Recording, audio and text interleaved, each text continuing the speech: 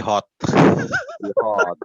Datanya jelas. Nah, di dalam kejadian 6 itu terjadi rekayasa genetika atau hubungan darah antara Benei Elohim dengan Benei Ha-Adam. Jadi anak-anak perempuan manusia di situ adalah keturunan-keturunan Adam, begitu Pak Lukas ya? Nah, pada waktu itu orang-orang raksasa ada di bumi.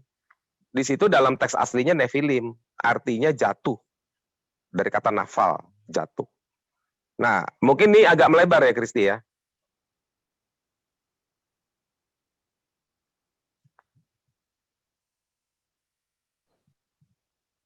Halo. Ya. Lanjut Bang. Nah, mungkin ada agak melebar, tetapi korelasinya di sini bahwa hubungan di luar dari manusia bisa terjadi kalau ditafsirkan Benei Elohim adalah atau yang disebut Nafelium ini jatuh, malaikat ini jatuh menjadi bentuk konkret yang bisa berhubungan badan dengan anak-anak keturunan Adam. Gitu. Nah, sekarang apa hubungannya dengan ular di situ? Kalau mau dihubungkan bisa aja. Waktu si ularnya belum menjadi ular. Masih ada tangan dan kaki. Dugaan orang mereka berhubungan dengan Hawa, dia berhubungan dengan Hawa bisa saja terjadi. Tetapi kalau itu benar terjadi berdasarkan data di luar Alkitab, maka data di Alkitab tidak benar. Kan begitu? Betul nggak teman-teman? Kurang lengkap. Enggak gue bilang kurang lengkap. Udah pasti nggak benar, udah gitu aja. Kalaupun mau dilengkap. Pak Sam, saya tanya Pak Lukas sebentar boleh? Boleh. Pak Lukas. Ya Pak Glenn. Jadi dalam konsep Yahudi, apakah yang pasal 6 ini Musa sedang membedakan antara anak-anak pilihan dengan anak-anak yang goyim itu, Pak Lukas? Menurut kalau Yahudi. Kalau konteksnya seperti itu sih enggak. Tapi enggak ya, seperti itu konteksnya. Pandangannya begini, tadi yang Bro Sam tanya, apakah kata bene itu harus solid bentuknya, harus nyata gitu, fisik. Ya daging itu memang iya. Maka ada pendapat yang menyatakan bahwa Bene Elohim itu sebetulnya anak-anak Allah dari keturunan Allah yang saleh gitu. Jadi kenapa disebut Bene Elohim? Anak-anak Allah yang saleh itu kayak contoh keturunan Set itu keturunan yang saleh, makanya dia dipanggil dengan Bene Elohim. Sementara Bene Ha-Adam, Banot Ha-Adam itu putri-putri Adam ya. Putri-putri Adam itu dipilih kata itu karena itu dianggap sebagai keturunan Kain yang jahat gitu. Nah, iya.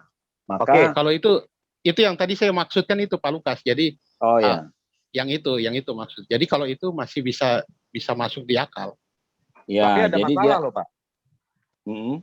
Masalahnya di Kejadian 6 ayat 4. Ini nanti untuk menghubungkan bahwa spesies lain bisa berhubungan dengan manusia. Maka bisa dibenarkan yang Kristi anggap itu ular berhubungan dengan Hawa bisa jadi. Tetapi saya nggak setuju dengan Kristi soal itu. Ya. Karena Alkitab sudah menyatakan bahwa si Hawa bersetubuh kan dengan dengan si Adam. Sehingga lahirlah Kain. Dan itu kan kata Alkitab. Yang nulis Musa. Nanti aku kasih penjelasan sedikit.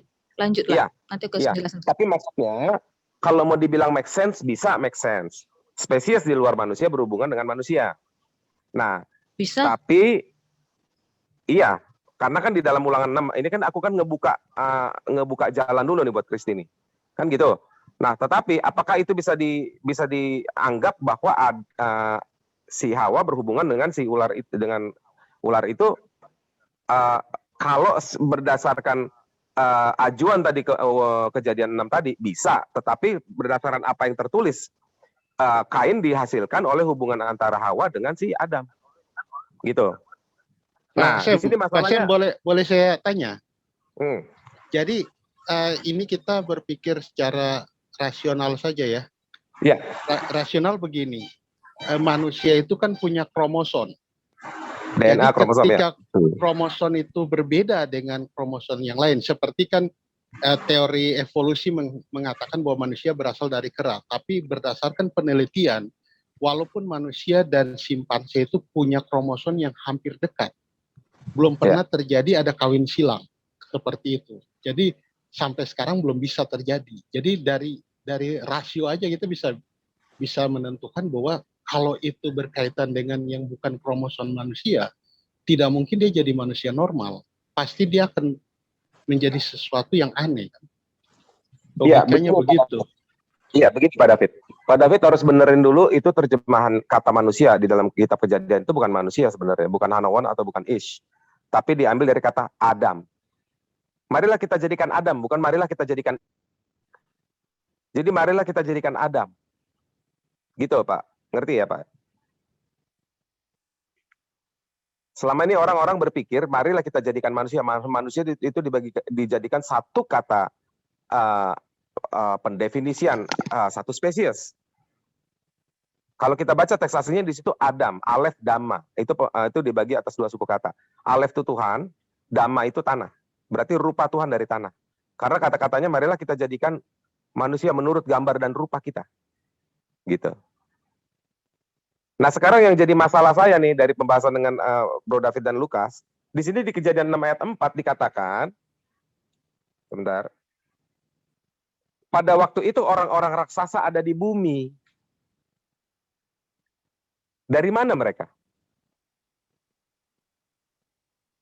Maka kalau ini ketemu dan ini bukan spesies manusia, yang tadi Pak bilang itu kromosomnya beda, maka ada kemungkinan dugaan Kristi bahwa si ular yang tadinya punya tangan itu bisa punya hubungan dengan Hawa. Tetapi jangan teman-teman tuduh kalau saya setuju dengan Kristi soal itu.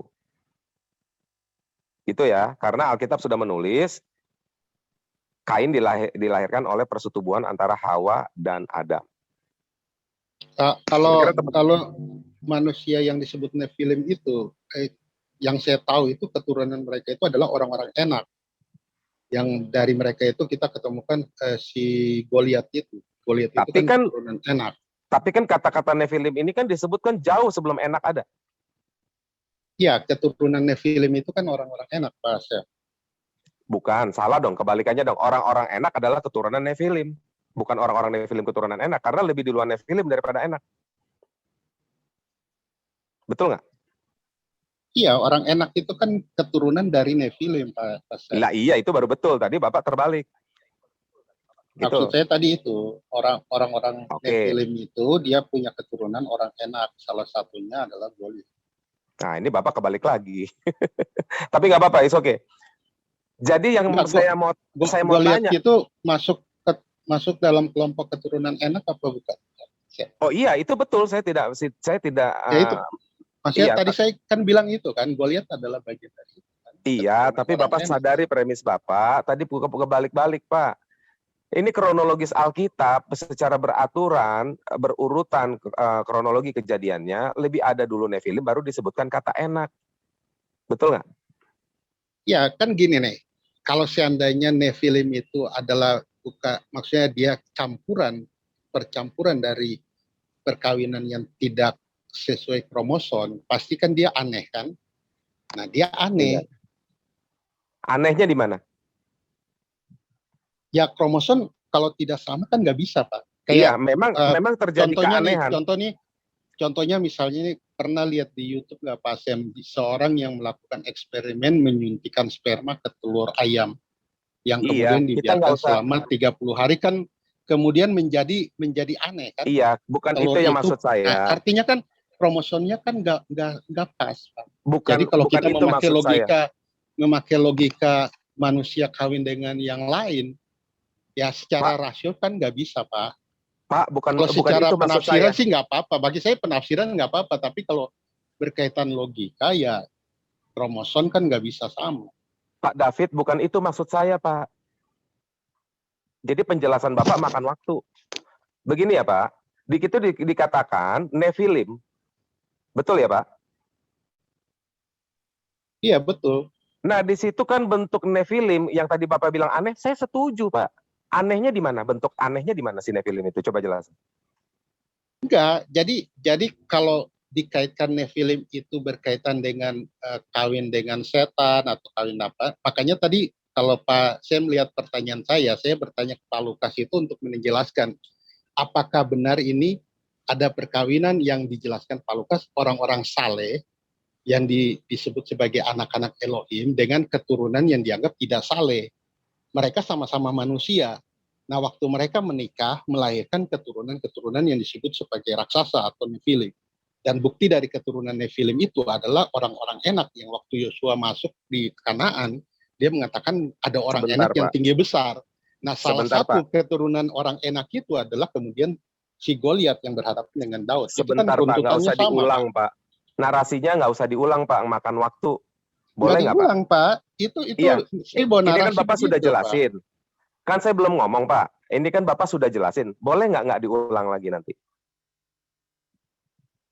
Sekarang masalahnya, saya setuju dengan Bapak, bukan tidak setuju. Bapak ngerti nggak, Pak? Bapak ngerti nggak? Ya lanjut Pak Sam. Nah, kalau tadi Bapak bilang aneh, kalau ada percampuran, memang aneh, Pak. Nah, Nephilim ini kan aneh, Pak, bentuknya. Sekarang saya mau tanya sama Bapak, apa keanehan dari bentuk Nephilim? Coba Bapak jelasin.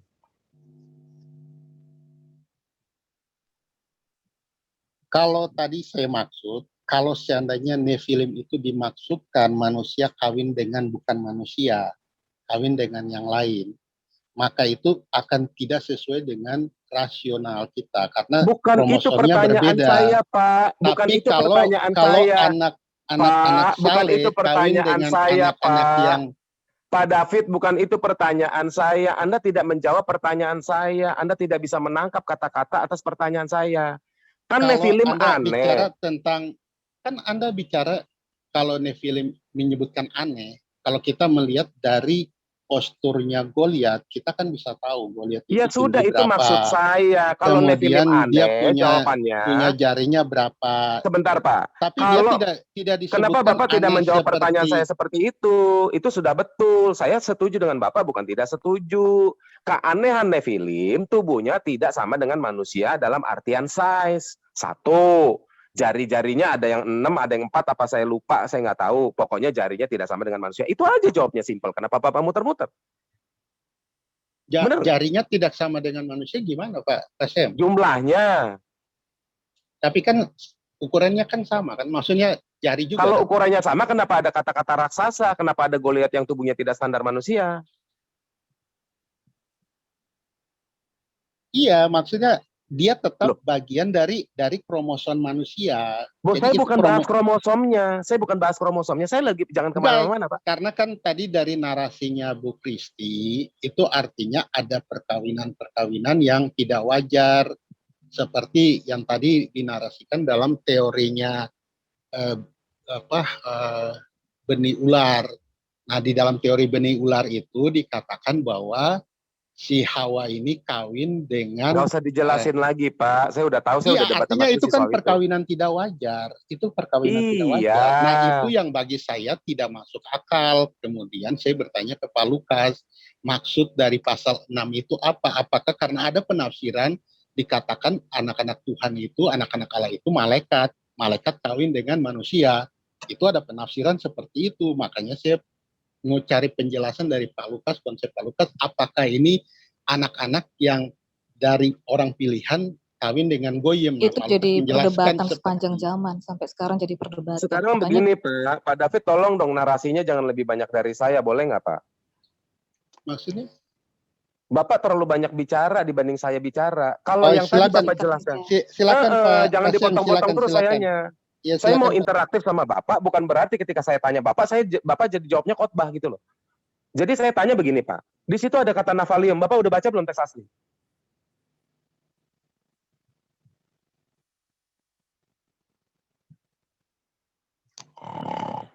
Suaranya putus.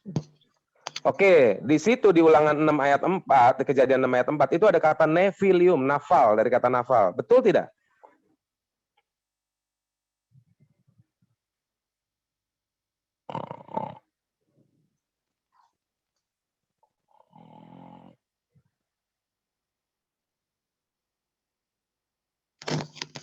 Lanjut. Aku nggak bisa lanjut. Aku bukan tipikalnya khotbah menjawab orang dengan khotbah, bukan. Aku mau interaktif. Iya, maksudnya dipersingkat aja tadi ya, Musa. Itu singkat aku. Enggak, maksudnya Pak David tadi memang kadang-kadang agak kepanjangan dia Iya, jadi khotbah. jawabnya Siapa yang dan suruh larinya khotbah gitu loh. kemana-mana gitu kan. Yang kita bahas ini masalah kayak apalah ya, kayak pengetahuan, tapi tiba-tiba larinya ke buah-buah roh, terus tentang Yesus, jadi ya nggak nyambung kan. Maksud aku gini, Krisi ya.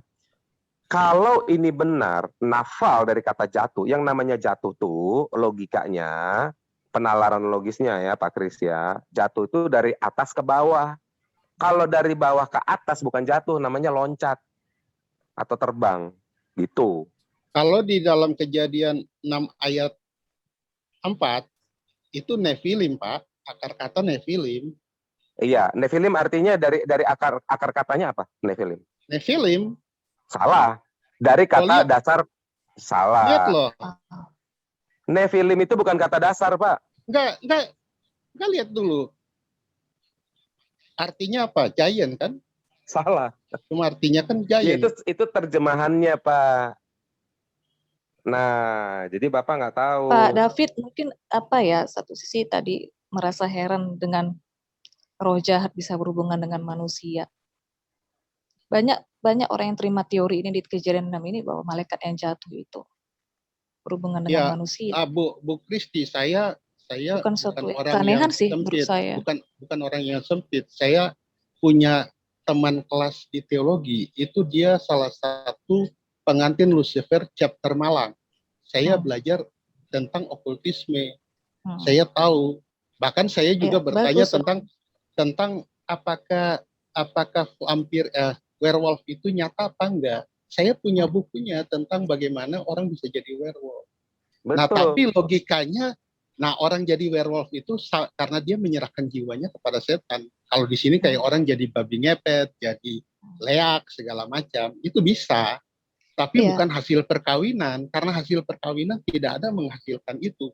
Buktinya nggak ada, akhirnya jadi teori konspirasi. Saya pernah ngelihat loh, dan sering sebenarnya ada berita ya di TV. Cuma berita, ini tapi kan tidak ada bukti nyata kan, Bu Kristi. Sebentar, kita jangan melebar dulu. Sebentar, kita jangan melebar. Teori konspirasi. Enggak, saya sering, dan sebenarnya bukan saya aja. Bentar, Kristi, kita jangan melebar dulu. Tunggu dulu. Kan dia masih gini, Pak David ini bilang nggak mungkin ada benih ini dari saya bantu aja deh. Saya pernah ngelihat itu ibu-ibu ngasih kesaksian, dia mungkin dinikahi di alam roh gitu ya, berhubungan seks di alam roh. Anaknya itu saya lihat tuh kayak genderuwo, jadi berbulu semua gitu. Badannya besar. Bagus Pak Lukas. Ya, silakan jelasin Pak Lukas. Jelasin aja lebih. Nah, ini yang itu ada kata nafal ya, yang Pak Lukas tampilkan di situ ada kata nafal loh, Pak David Israeli, perhatikan loh yang tadi saya bilang, kata Nefilim itu bukan kata dasar. Silakan Pak Lukas. Ya, jadi kata Nefilim itu kata jamak. Jadi, di situ makanya dibilang raksasa. Ada ibuhan Yod sama Mem. Iya, lanjut. Ya, kalau kata dasarnya nafal. Nafal itu jatuh. Maka seringkali orang salah paham mengenai bahasa Ibrani. Sores itu dengan kalimatnya berbeda. Jadi satu sores itu, satu akal kata itu bisa menghasilkan 490 kata lainnya yang berbeda makna. Nah, ini contohnya. Nah, ini kalau kemudian dilihat lagi konjugasinya, ini akan menghasilkan konjugasi yang banyak gitu. Jadi kata dasar dari Nefilim itu nafal. Dari kata nafal tadi artinya jatuh. Nah, ini artinya jatuh. Konjugasinya semua. Nah, jadi jelas ya. Begitu ya Pak Lukas ya. Di sini kalau dia dikonjugasikan ke yang lain lagi, bisa jadi hafala, abortion, bisa jadi mapal, jadi waterfall, bisa jadi lehapil, jadi to drop atau true. Nah, ini hasil dari konjugasi dari kata nafal. Dari sores tadi atau kata dasar kan gitu. Betul nggak Pak Lukas? Oke, ya. Jadi Pak Lukas, saya mau tanya sebentar. Jadi Pak Lukas, jadi artinya apa Pak Lukas?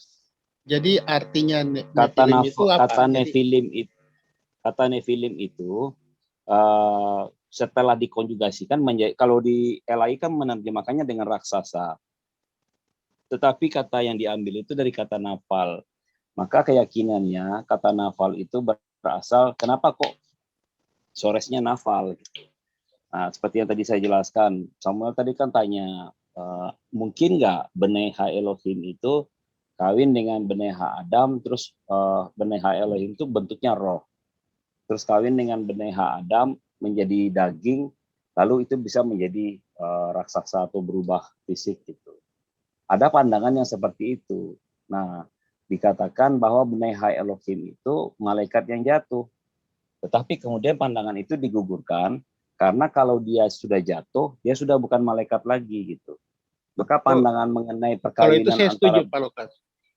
Ya, maka pandangan antara Beneha Elohim itu adalah malaikat yang jatuh kawin dengan Beneha Adam itu ditolak. Gitu. Yang diterima itu justru pandangan bahwa Beneha Elohim itu anak-anak manusia yang saleh dari golongan Set gitu. Nah, itu yang disebut dengan Beneha Elohim. Sementara Beneha Adam karena memang ya. Begini Pak Lukas, ini kan pandangan-pandangan ya. Ya. Nah, waktu Abraham menjumpai 3 sosok, yaitu Elohim dan 2 malaikatnya, itu kan manusia, Pak. Iya, itu malaikat. Malaikat dalam rupa manusia. Iya, dan Allah yang saya percaya pun berubah jadi manusia dia. Entah itu solid, entah enggak, saya nggak tahu. Pokoknya kan ditraktir makan sama Abraham di situ, betul nggak? Itu di Kejadian 18 kalau nggak salah. Iya, pokoknya kan kita sudah sama-sama baca. Lalu Abraham kan mengundang mereka makan, betul nggak? Nah, mereka bisa makan. Mereka bisa makan tuh. Ini saya pakai buku data. Ya, memang betul. Keistimewaan malaikat itu dia bisa menjadi solid. Iya, gitu. Bisa beraktivitas seperti manusia. Ya, dia bisa berubah menjadi solid. Enggak, maksudnya Kristi dia bisa materinya, substansinya itu bisa jadi solid, bisa padat. Saya mau kasih pandangan nih. Mungkin bisa dipertimbangkan untuk membangun narasi berikutnya. Jadi gini, tadi kan dikatakan bahwa Beni itu harus solid kan. Nah, bagaimana dengan ketika Yesus mengatakan keturunan ular beludak, apakah yang dimaksud Yesus itu ahli Taurat ini merupakan keturunan ular secara fisik, ya kan? Berarti artinya hurufiah begitu. Iya, artinya kita nggak bisa langsung memastikan bahwa ini secara literal. Bisa saja ini makna alegori kan. Nah, begitu juga dengan berbicara ketika mengenai keturunan ular ya di Kejadian 3:15 itu, ya kan? Itu bisa saja karena ada di Yesaya 53 dikatakan begini.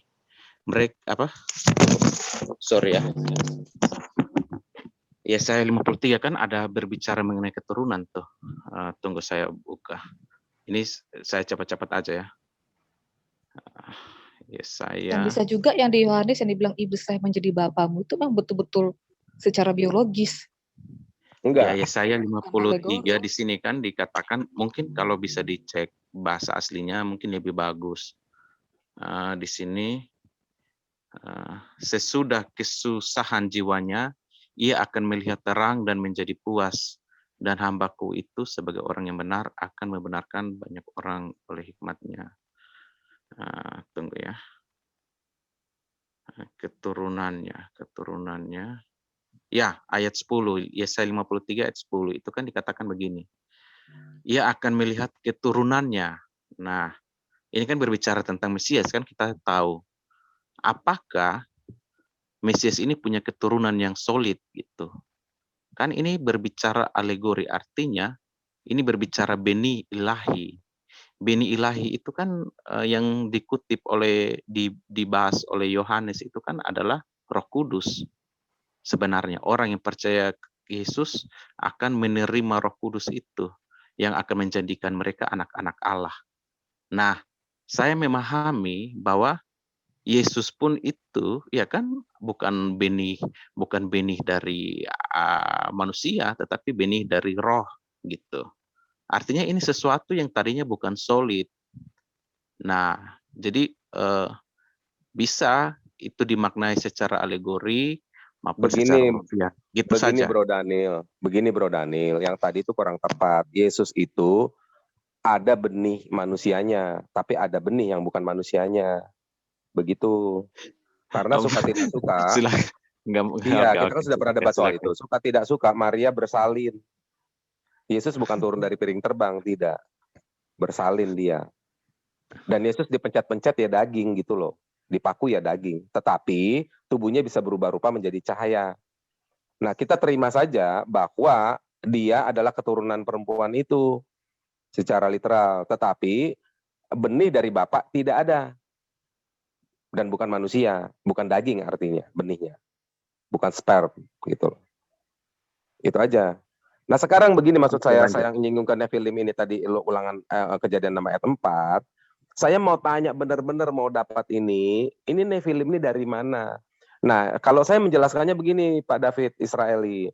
Kata Nefilim ini berasal dari kata dasar nafal. Kalau kita ambil artinya Nefilim adalah orang-orang yang jatuh atau sang atau dia yang jatuh dalam bentuk jamak Nefilim, ada imbuhan im, akhiran im. Nah, maka dia ini hadir bukan karena dilahirkan, tetapi karena sejumlah pasukan yang jatuh dan langsung tertransformasi menjadi padat. Kalau mau diartikan secara gamblangnya saja, tapi bukan pasti benar. Ini dugaan-dugaan saja gitu Pak David Israeli. Gitu. Yang namanya jatuh dari atas ke bawah, bukan dari bawah ke atas.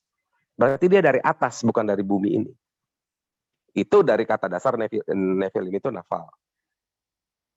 Lalu dia bergaul atau melakukan rekayasa genetika lah saya bilang. Enggak harus dia ML making love, enggak. Dengan anak-anak Adam. Lalu melahirkan manusia yang bukan standar manusia. Karena kenapa? Tubuhnya tinggi besar. Nah ini kita masukin tadi yang ke orang-orang enak itu, Pak David. Nah jadi sebelum orang-orang enak ada, orang-orang Goliat ini sudah ada. Nah, saya percaya bahwa Adam dan Hawa bukan orang-orang raksasa. Gitu. Itu aja. Nah, jadi kalau misalnya ini benar ada makhluk yang jatuh dari langit terus menjadi solid, bisa saja dia berhubungan dengan manusia. Karena Allah pun bisa membuahi Maria. Allah itu bukan manusia. Lalu dikatakan menjadi manusia. Gitu. Kalau itu kan pandangan Pak Sem. Bagi saya sih nggak apa-apa pandangan seseorang. Karena saya juga punya pandangan. Kalau yang tadi saya ikutin jalurnya konsepnya Pak Lukas menjelaskan bahwa itu orang saleh kemudian menikah dengan orang yang tidak saleh, artinya kan mereka mengalami kejatuhan. Kejatuhan artinya mereka tercemar. Mereka tidak lagi menjadi benih Elohim yang saleh. Mereka ketika terjadi kecemaran dalam perkawinan, nah itu kan bisa saja mereka melahirkan sesuatu yang sebenarnya tidak dikehendaki Allah. Kalau kejatuhan di situ diartikan seperti itu nggak akurat, Pak. Karena kenapa kejatuhan di sini ini artinya literal, Pak. Karena kenapa? Pada waktu itu orang-orang raksasa itu dari kata Nefilim ada di situ. Iya, jadi kan karena perkawinan yang kalau kita bilang yang Tuhan tidak kehendaki harusnya salah, kan orang Pak. Saleh. Salah, orang-orang raksasa ini bukan bisa dong. Begini tadi Pak, orang-orang raksasa ini. Nah, tadi begini, saya bilang Pak, apa yang di Pak Sem bilang saya terima sebagai itu pandangan Pak Sem. Nah, persoalannya Pak Sem bilang saya salah, berarti Pak Sem tidak menerima pandangan saya. Bukan Pak, artinya begini. Anda egois dong. Bukan gitu harusnya Pak, begini Pak. Sorry ya Pak ya, sorry. Oke, maaf. Saya menerima pandangan Pak Sem menafsirkan begitu, ya itu pandangan Pak Sem. Begini, tapi Pak. dalam konsep saya, saya menjelaskan bahwa itu pandangan saya. Orang-orang Nephilim ini, Pak. Orang-orang Nephilim ini sudah ada bukan karena dilahirkan, Pak. Itu narasinya Alkitabnya nggak ada, Pak. Ya orang-orang Nephilim ini, orang-orang Nephilim ini, sebentar Pak. Pak Sem menganggap bahwa pandangan saya itu salah dengan mengatakan bukan, salah. Maksudnya begini, Anda mengkronologikannya salah. Anda mengkronologikannya salah. Anda mengkronologikannya salah. Saya mengatakan Pak Sem punya pandangan salah. Tapi bukan, ini kan saya tidak mengatakan Pak Sem pandangan salah. Begini Pak. Seperti seperti yang Ibu Kristi bilang, ada pandangan baru kita terima, tapi kita tidak boleh menjudge pandangan orang lain salah. Loh, sekarang begini, Bapak mengatakan orang-orang Nephilim ini, Bapak mengatakan, enggak, sebentar, Bapak mengatakan orang-orang Nephilim ini, sebentar, Bapak mengatakan orang-orang Nephilim ini dihasilkan dari persetubuhan. Ayatnya nggak bilang begitu, Pak. Orang-orang Nephilim ini sudah ada pada saat itu, lalu bersetubuh dengan manusia melahirkan orang-orang raksasa. Itu Pak kronologinya. Bukan tiba-tiba bukan orang-orang Nephilim ini dilahirkan atas persenggamaan dua makhluk yang berbeda. Bukan, dianya sudah ada dulu Pak. Cikal bakalnya, gitu. Nah, kalau Makanya kita mengacu kepada logika, artinya yang mana ini bukan logika, ini bukan masalah logika, Pak. Ini urutan kronologi kejadian. Ketika kita bicara bersetubuh, yang mana yang masuk akal? Ini bukan soal itu, Pak.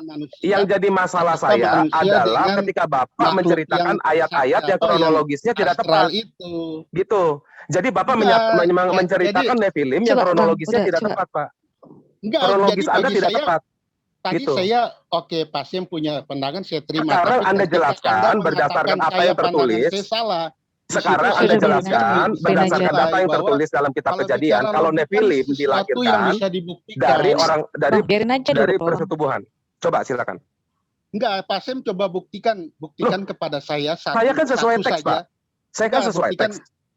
Saya kan sesuai teks. Anda kan tidak sesuai teks. Anda mengkronologikannya terputar balik. Nah, Anda mengkronologikannya terputar balik, sehingga tadi pun Anda menyebutkan enak lebih ada dahulu dari Nephilim. Kan Anda sudah salah di situ. Buktikan kepada saya secara logika. Ini bukan bicara logika, Pak. Yang empiris manusia menikah dengan yang tidak sekarang buktikan secara logika. Kalau Anda sebagai Kristen, Maria bisa melahirkan tanpa bapak, gitu. Gimana? Itu kan Allah, masa iblis bisa seperti Allah begitu Pak Sem? Berarti kan berarti Anda standar ganda, Pak. Berarti Anda standar ganda. Iblis sama dengan Allah yang bisa membuat sesuatu yang mustahil menjadi mungkin. Pak David ini nggak bisa berdiskusi. Jadi Anda standar ganda, Pak. Lanjut. Oke, tidak bisa berdiskusi, Pak Sem. Saya menerima pandangan Anda. Pak David, nggak apa-apa, kami biarin bicara aja dulu. Ketika saya bicara pandangan saya, kok Anda bilang saya salah gitu loh. Itu kan artinya Anda egois dong, menganggap Anda lebih benar. Saya bukan menyalahkan pandangan Anda, tetapi kronologi yang Anda ceritakan salah. Nah, namanya juga pandangan, Pak Sem. Itu bukan pandangan, Pak. Itu bukan pandangan, Pak. Menurut kronologi Alkitab, misalnya contohnya, menurut kronologi Alkitab, kata Nephilim sudah disebut jauh sebelum kata enak ada. Terus kalau Anda mengatakan itu apa? Kalau Anda mengatakan kata enak ada lebih dahulu baru Nephilim, itu Anda saya tuduh salah berdasarkan kronologi urutan kejadian. Gitu. Oke, lanjut. Ya, silakan. Karena Pak Sem ini saya sudah tahu dia tuh memaksakan kehendak seolah-olah dia lebih tahu dari semua orang. Baik. Jadi sebentar, saya ngobrol dulu dengan Pak Kris. Bentar Pak Kris. Ini kan ada aturan-aturan yang Pak Kris buat, benar nggak? Ya, aku paham, Bro Sam. Sebentar, aku tegasin dulu. Alkitab memiliki urutan kejadian ayat 1, ayat 2, ayat 3, betul atau tidak? Iya, jadi timeline itu adalah logika. Nggak bisa dipungkiri, kawan-kawan harus. Jadi gini, Bro David. Bro David tadi kan sudah menyatakan pandangan Bro disalahkan. Aku juga dengar. It's okay.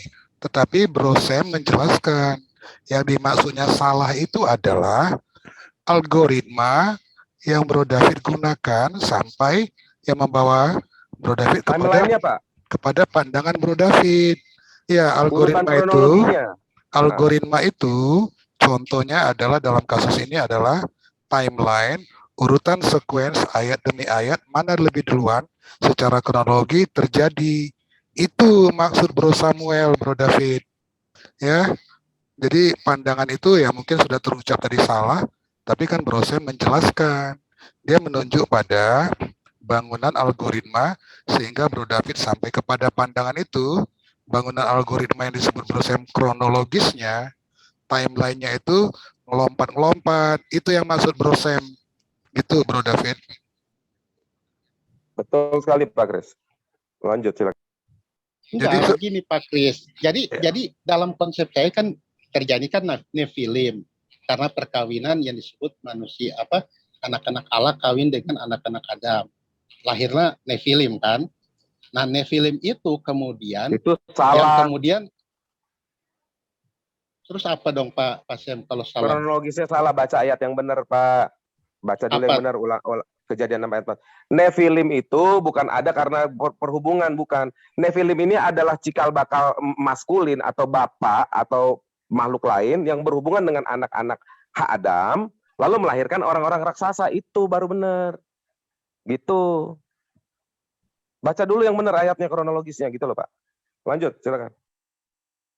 Ya mungkin Tapi kan Bro Sam bisa bantu tunjukkan ayatnya mungkin, jadi membantu Bro David gitu loh Bro Sam kalau namanya brother.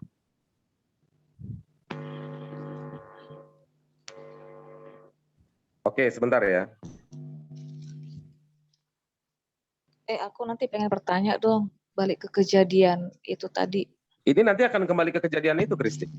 Ke kejadian 3, ada aku nanti mau bertanya di situ. Pada waktu itu orang-orang raksasa ada di bumi. Poin kita bahas. Nih dengar ya, udah lihat belum di layar? Ini saya biru-biru ini, Pak. Pada waktu itu orang-orang raksasa ada di bumi dan juga pada waktu sesudahnya. Ketika anak-anak Allah menghampiri anak-anak manusia, perempuan manusia dan perempuan itu melahirkan bagi mereka, inilah orang-orang yang gagah perkasa di zaman purbakala, orang-orang yang kenamaan. Pak, kalau ada orang raksasa, tidak bisa dia lahir dari orang yang bukan raksasa, kawin sama orang yang bukan raksasa. Jadi yang raksasanya harus ada dulu. Logikanya gitu. Lanjut silakan. Jadi maksud Bro Sam tadi kronologis apa? Ayat-ayat kronologis. Pada waktu itu orang-orang raksasa ada di bumi dan juga pada waktu sesudahnya. Ketika anak-anak Allah di sini adalah orang-orang raksasa itu, Pak. Ngerti ya? Karena di sini Bnei Elohim menghampiri anak-anak perempuan manusia. Kata manusia di sini adalah Adam, keturunan Adam. Itu. Ya, jadi aku terus terang kurang mengikuti ya. Jadi yang kesalahan algoritma Bro David tadi apa Bro? Ini kan ayatnya kronologis ini. Aku nggak ngikuti tadi Bro Sam. Nah inilah yang makanya kadang-kadang orang salah baca. Pada waktu itu orang-orang raksasa di sini adalah Nephil, langsung diterjemahkan orang raksasa. Iya. Sebenarnya nggak ada kata raksasa di situ. Iya. Dalam teks asli nggak ada. Nah, iya. Dan juga pada waktu sesudahnya, ketika anak-anak Allah menghampiri anak-anak perempuan manusia. Iya. Gitu. Jadi anak-anak Allah di sini adalah orang-orang Nephil ini, Nafal ini. Itu. Jadi kesalahan apa namanya? Step by step Bro David tadi di mananya Bro Sam? Aku nggak ngikutin ya. Iya, jadi kesalahannya Bro David di sini bahwa orang-orang Nephilium ini dilahirkan atas dasar perkawinan anak-anak Allah dan anak-anak manusia. Itu salah. Sedangkan anak-anak Allah yang dimaksud di sini adalah bentuk predikat lain dari kata dari Nephilium itu. Dia juga gitu loh. Jadi Pak Kris begini, tadi saya tanya Pak Lukas, anak-anak Allah itu siapa, anak-anak manusia itu siapa kan? Ya. Nah, karena yang saya tahu ada beberapa tafsiran tentang itu. Nah, Pak Lukas menjelaskan anak-anak Allah itu adalah orang-orang saleh menikah dengan orang-orang keturunan Kain yang disebut sebagai anak-anak Adam, sehingga melahirkanlah keturunan yang kemudian disebut keturunan itu yang disebut itu Nephilim. Lahirlah orang raksasa-raksasa itu. Nah, tapi Pak Sam mengartikan anak-anak Allah itu Nephilim. Oh, jadi Bro David menggunakan penjelasan dari Bro Lukas gitu ya? Iya, karena kalau Nephilim dan Nephilim itu dikaitkan dengan itu teorinya benih ular, di mana Hawa itu kawin dengan siapa itu yang menghasilkan Kain yang disebut anak iblis. Itu teori benih ular. Iya. Jadi aku tanya Pak David. Jadi yang dijelaskan itu adalah perkawinan antara manusia dengan makhluk astral gitu loh Pak Kris. Saya mau nanya dong. Nah, akhirnya kan saya punya logika begini. Mungkin nggak manusia yang punya kromosom kawin dengan yang tidak sekromosom dengan dia? Mungkinkah punya anak? Itu kan logika saya begitu. Iya, kalau berdasarkan logika kita, Alkitab mungkin. Karena Yesus dilahirkan bukan Yesus dilahirkan dari makhluk astral. Baik, itu. Aku sebentar. Aku nanya Bro David. Bro David sudah bisa menerima penjelasan Bro Sam terkait pandangan Bro David tadi sudah dikoreksi oleh Bro Sam, bukan arahnya ke situ, pandangan Bro David salah. Bro David sudah bisa menerima enggak koreksi dari Bro Sam? Tetapi Ya, oke. Tetapi Saya susunan terima. logika yang disebut Brosam kronologis menurut Brosam itu salah karena tidak sesuai timeline. Karena gini Pak Kris, karena sebenarnya tidak bisa disebut salah, miskomunikasi, karena yang dimaksud saya berpacu kepada, saya setuju dengan Pak Lukas, itu anak-anak saleh yang disebut Beni Elohim itu adalah orang-orang saleh menikah dengan orang-orang yang tidak saleh. Nah, ketika saya bilang itu, Pak Sem kan punya konsep beda. Anak-anak Elohim itu dimaksud dia adalah Nephilim, maka di situ dia kemudian menjudge bahwa saya itu salah. Ini Kan ke konsep Saya Saya nggak menjudge itu salah. Saya nggak menjudge itu salah. Konsep itu tadi Anda bilang saya salah kan Pak salah, Sem? bukan. Yang saya salahkan bukan pandangannya, tetapi kronologisnya, bukan pandangannya, Pak. premisnya yang dikritik Brosem. Kira-kira gitu, Bukan Bro pandangannya. David. Bukan pandangannya. Kalaupun tadi terucap, itu sudah dikoreksi. Gitu loh, Bro David. Iya, siap. Oke, lanjut kawan-kawan. Ini kan cuma adu argumen Pak Sem. Jadi secara ini saya tidak ini. Kan saya cuma memegang pandangan saya aja. Aku dari tadi mau adu argumen sama klien. Mau marahin klien semua. Cuma momennya nggak ketemu gitu loh. Jadi aku nunggu aja lah. Lanjut. Sis Kristi mau bertanya. Silakan. Kalau Pak Kris yang marah, nggak ada yang takut kayaknya. Sis Kristi mau bertanya nih. Apa tuh Bu Kristi pertanyaannya? Ini, menurut Pak David sendiri, yang itu tadi kawin itu manusia dengan manusia yang sama spesiesnya. Apa tuh? Secara logika. Yang kita bahas yang kejadian 6 tadi, manusia dengan manusia gitu. Iya, secara pandangan logika itu, Kristi dijelasin dulu. Oh, enggak, maksudnya aku bertanya pandangan dia. Iya. Pemahaman dia itu manusia dengan manusia, ya kan? Iya. Nah, jadi dari tadi kan bicaranya logika, ya, manusia itu segambar dengan Allah. Logikanya manusia kawin dengan manusia kok bisa menghasilkan raksasa? Kalau manusia kawin dengan manusia itu ada, kayak saya kan dari timur, di Ambon itu ada dulu pernah ada yang disebut raksasa O, dari O, tingginya besar, itu manusia kawin dengan manusia, menghasilkan, itu kan perubahan genetika yang terjadi. Perubahan genetika itu ya, biasanya, kayak di Cina, di Cina itu kan ada manusia tertinggi di dunia kan, itu apakah dia kawin dengan apakah dia kawin dengan makhluk astral, kemudian dia jadi raksasa, kan nggak mungkin kan secara logika. Yang namanya, yang namanya klien genetika itu atau hal-hal yang anomali itu biasanya terjadi itu paling 1 di antara 100 gitu kan. Benar nggak? Betul. Tapi kalau misalnya menghasilkan banyak seperti itu, kira-kira logika nggak? Tanya ahli biologi lah. Iya, tapi setahu saya pernah bertanya kepada teman saya yang dia ini pengantin Lucifer. Dia sudah 14 roh yang masuk ke dia untuk jadi pengantin Lucifer dari 100.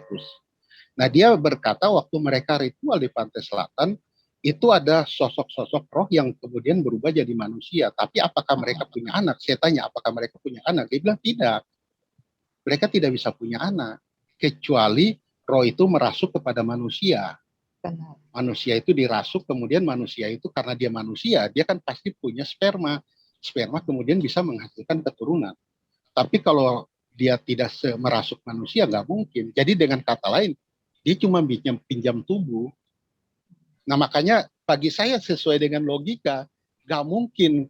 Makanya saya menarik kepada kromosom. Manusia itu kan punya kromosom yang sudah dicoba dengan berbagai hewan, belum bisa menghasilkan manusia yang utuh. Saya juga belajar ini loh, belajar cloning. Ya. Nah, justru sebenarnya bagus dong kalau misalnya Pak David ini itu punya teman yang pengantin Lucifer tadi ya. Jadi sebenarnya nggak masa sih, tapi sebenarnya lebih bisa kita terima kalau memang ada manusia itu yang kawin berhubungan dengan yang bukan satu spesiesnya, sehingga hasilnya juga bukan yang segambar dengan Allah itu gitu, dibandingkan dengan manusia kawin dengan manusia dan hasilnya malah bukan manusia pada awamnya gitu. Ngerti nggak maksud saya? Nah, kalau misalnya kayak Bapak bilang logika segala macam, nggak mungkin dong manusia bisa kawin dengan, ya buktinya di Satan Church itu ritual-ritual mereka tuh ada yang manusia kawin dengan setan, dan bukan di situ aja, sebenarnya banyak sekali Tapi apakah mereka punya anak, Bu Kristi? Itu kan pertanyaannya. Kalau ada anak mereka kan pasti banyak tuh, pasti kita bisa tahu. Kalau dibilang punya anak bisa aja, tapi kalau kita maksudnya kalau kita masuk bagaimana cara mereka itu bisa menghasilkan itu mungkin bisa banyak versi ya, Pak ya. Soalnya saya kan tadi udah bilang pernah melihat berita yang ibu ini dia tuh katanya kawin dengan ya semacam roh begitulah. Saya nggak tahu apakah terjadi di dunia alam roh atau gimana, tapi dia tunjukkan anak dia tuh memang nggak lazim gitu, nggak kayak manusia, dia kayak gundurwo, berbulu semua, apa mungkin itu dengan manusia kawin ya. Kalau berbulu seperti gondoruo atau kera, kita bisa kasih penjelasan itu ada kelainan genetik. Dan itu di India juga ada yang manusia sampai berbulu besar seperti kera. Itu bukan hasil perkawinan dengan setan kan? Itu secara logika kan bisa dibuktikan dengan data. Oke. Lalu bagaimana kalau seandainya orangnya sendiri yang memberikan kesaksian? Ya kalau seperti itu kejadian sama dia, ya mungkin terjadi di alam roh. Kesaksian kan bisa diuji kan, Bu, diuji dengan data. Kalau dia tidak sesuai dengan data empiris kan artinya kan itu berkaitan dengan keyakinan. Kalau keyakinan kan tidak bisa keyakinan Pak tidak David, bisa digugat. Pak David kalau bermimpi gimana bisa membuktikan dengan data empiris? Misalnya atau kita misalnya punya pengalaman di alam roh atau gimana kita bisa membuktikan? Itu kalau gitu kan berkaitan dengan keyakinan. Kalau bicara keyakinan kan ya harus bisa diterima bisa saja enggak, gitu ya. Iya kan kalau keyakinan bukan harus diterima aja, bisa diterima bisa enggak, kan itu sekarang kesimpulannya terakhirnya ya. Misalnya Yesus mengubah air menjadi anggur secara empiris apakah bisa? Tapi itu kan bicara tentang keyakinan, artinya kita menerima. Tapi itu maksudnya gini, kalau itu kan terjadinya di dunia yang real gitu ya, fisik. Kalau kita bicara tentang yang dunia roh, alam roh, gimana kita bisa membuktikannya begitu loh, Pak? Ya artinya kan karena tidak bisa dibuktikan, artinya dia masuk dalam ranah keyakinan. Iya, jadi berarti kita di sini itu kesimpulannya kan bisa diterima bisa enggak. Makanya Pak David tadi merasa bingung, ada perkawinan antara manusia dengan yang bukan sama spesiesnya, bla bla segala macam. Ya berarti karena nggak menerima kan gitu kan? Enggak, tapi bukan berarti juga yang saya sampaikan ini salah. Bukan begitu, Bu Kristi. Saya dekat dengan satu dukun yang cukup terkenal di Jawa Timur. Dia menceritakan tentang ada perkawinan alam roh. Manusia jadi genderuwo segala macam. Nah, tapi itu kan apa yang dia yakini. Saya nggak meyakini itu karena bagi saya itu kan kayak cerita ya orang menceritakan. Ya, gue jadi seperti itu. Tapi itu kan bukan standar. Enggak, bukan. Kalau kita menceritakan manusia kawin dengan jin segala macam itu kan orang-orang di dalam praktek perdukunan juga mengatakan hal itu. Apakah mereka benar? Ya itu menurut dia benar, ya udah menurut dia benar. Tapi apakah saya meyakini kan belum tentu seperti itu. Kayak orang berkata, oh saya hak warga negara lah ya. Orang berkata saya turun naik surga, ya itu keyakinan dia turun naik surga. Tapi apakah saya percaya? Saya buktikan dulu. Oke, kita ini aja lah dulu ya, kita skip sampai di sini. Ini aku ada mau bertanya sama semuanya audiens yang ada di sini. Ini jadi pertanyaan untukku juga, yang dimana teori benih ular ini juga memberikan pertanyaan gitu loh. Pada saat Adam dan Hawa itu jatuh, ya mereka si Hawa itu makan buah. Tapi kenapa yang ditutup itu aurat? Apa hubungan makan buah dengan mulut yang ditutup dengan aurat? Kira-kira gimana ini? Halo. Ada yang bisa jawab? Silakan. Saya udah pernah jawab itu, nanti saya ulangi biar teman-teman jawab dulu. Silakan. Oke. Saya ya. Oke. Saya kasih jawaban walaupun mungkin nggak puas ya. Tapi nggak apa-apa. Pertama, pada waktu mereka jatuh, ya, di Alkitab juga ditulis, saya basisnya Alkitab. Kemuliaan Allah itu hilang. Ya, jadi kemuliaan Allah yang pada waktu Allah menciptakan mereka kan segambar dan serupa. Itu kemuliaan Allah menaungi mereka. Pada saat mereka jatuh, kemuliaan Allah tuh meninggalkan mereka sehingga mereka malu. Nah, ini di posisi malu ini nih, ya kan? Jadi pada saat mereka malu, mereka menutupi dalam tanda kutip yang dibilang oleh Sis Kristi tadi dengan daun. Tapi Tuhan tidak berkenan. Maka Tuhan berinisiatif sendiri untuk menutupinya dengan kulit binatang. Ya. Jadi seperti itu. Jadi itu kaitannya dengan malu itu. Ya kan?